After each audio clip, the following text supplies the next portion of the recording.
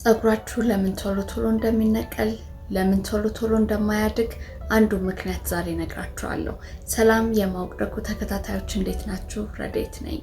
ጤናማ ጸጉር እንዲኖራችሁ የምትፈልጉ ከሆነ መጀመሪያ ስለ ራስ ቅላችሁ ማወቅ ይኖርባችኋል። ራስ ቅላችሁ ቆዳ ብቻ አይደለም፣ ፋሻ የተባለ ሽፋን ወይንም ሌየር አለው።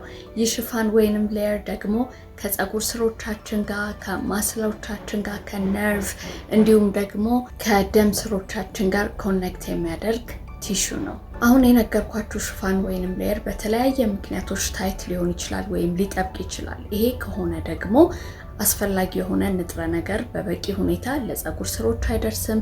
በቂ ኦክሲጅን ለጸጉር ስሮች መድረስ አይችልም። እንዲሁም የደም ዝውውር እንደ ልብ አይዘዋወርም። ይህ የሚሆን ከሆነ ደግሞ ጸጉራችን ይቀጥናል፣ ጸጉራችን ቶሎ ይረግፋል፣ እድገቱ ይወሰናል፣ ሄድ ፕሬሸር ይከሰታል፣ በአጠቃላይ የራስ ቆዳችን ይወጠራል።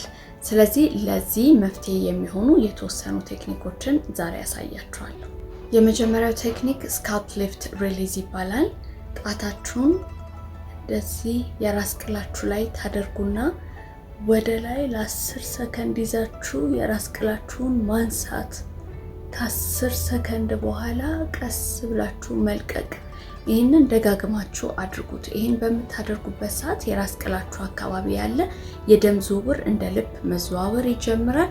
እንዲሁም ደግሞ ፋሺያ የተባለው ሌየር ጥብቅ ብሎ ከነበረ መፍታታት ይጀምራል። እንዲሁም የጸጉር ስሮቻችን መነቃቃት ይጀምራሉ። ሁለተኛው ደግሞ ጣታችሁን እንደዚህ ከዚህ ከግንባራችሁ ላይ ጀምራችሁ ወደ ታች ማድራታችሁ ድረስ ቀስ እያላችሁ ትወርዳላችሁ። ይህንን ለ30 ደቂቃ ታደርጋላችሁ። ቀስ እያላችሁ ነው ጣቶቻችሁን የምታንሸራትቱት። እንደዚህ የምታደርጉት ጸጉራችሁን ሳይሆን የራስ ቅላችሁን ቆዳውን በደንብ መንካት አለባችሁ። ይህን በምታደርጉበት ሰዓት ለጸጉር ስሮቻችሁ በቂ የሆነ ንጥረ ነገርና ኦክሲጅን ይደርሰዋል፣ የደም ዝውውር ይሻሻላል። ይህ በሚሆንበት ጊዜ ደግሞ ጸጉራችሁ ጤናማ በሆነ መንገድ እያደገ ይመጣል። ሶስተኛው ቴምፕል ፋሺያ ሪሊዝ ይባላል። ሁለት ጣታችሁን እዚህ ቴምፕላችሁ ጋር ታደርጉና ሰርክል እንቅስቃሴ እያደረጋችሁ ቀስ ብላችሁ ማሳጅ ታደርጋላችሁ። ይህንንም እስከ 30 ሰከንድ አድርጉት።